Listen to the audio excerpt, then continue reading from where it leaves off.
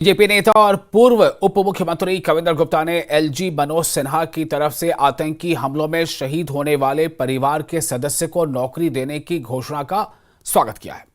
गुप्ता ने कहा कि ये घोषणा आतंकवाद पीड़ितों के जख्मों पर मरहम लगाने का प्रयास भर है। इस दौरान कविंदर गुप्ता ने उमर सरकार पर निशाना साधते हुए कहा कि वो धारा 370 और राज्य के मुद्दे पर भ्रमित है।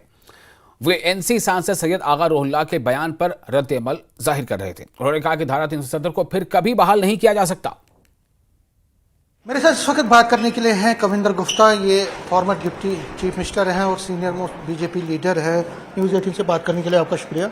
मेरे 2-3 सवाल हैं। सबसे पहला सवाल ये है कि एलजी मनोज सिन्हा ने अभी कुछ दिन पहले ये घोषणा की है कि जितनी भी किलिंग्स हुई है टेररिस्ट के द्वारा जो किलिंग्स होती है तो उनके घर वालों को 30 दिन के अंदर अंदर नौकरी दी जाएगी। इस घोषणा को आप किस तरह से लेते हैं?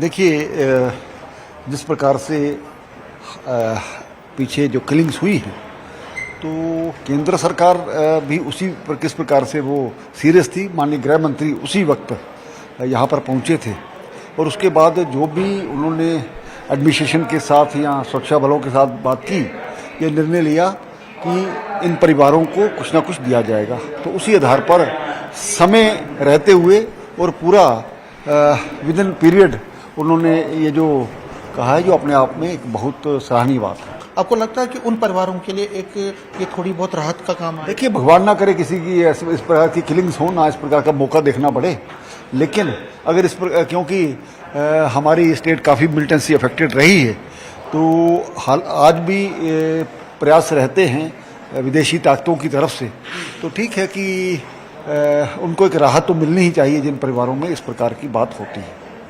तो आप उसको मानते हैं कि एक अच्छा कदम?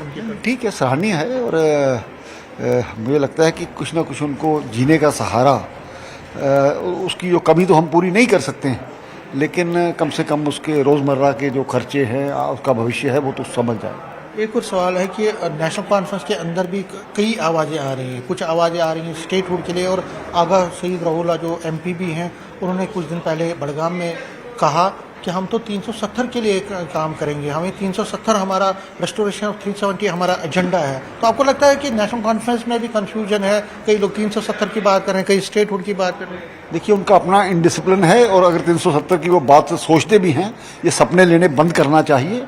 ना तो कोई 370 आएगी। पहले भी बहुत सी विपक्षी पार्टियों ने सुप्रीम कोर्ट में जाकर के बाकी जगह भी इस प्रकार की एक प्रयास किया जो कि असफल हुआ। लेकिन कई लोग तो उनके जैसे वो ये भी कह रहे हैं कि 370 हमारा प्रमुख एजेंडा है। देखिए, लोगों को गुमराह करने के लिए जो मर्जी कहें, लेकिन सब वो भी जानते हैं जो इस प्रकार की मांग उठाते हैं कि ऐसा कुछ होने वाला नहीं है। लेकिन आपको लगता है कि सीएम जिस तरह से उमर अब्दुल्ला, वो तो अभी 370 की बात नहीं कर रहे, वो स्टेटहुड की बात कर रहे हैं, तो आपको लगता है कि 370 पे उनकी न बात करना वो ठीक है, आपको सूट कर रहा है?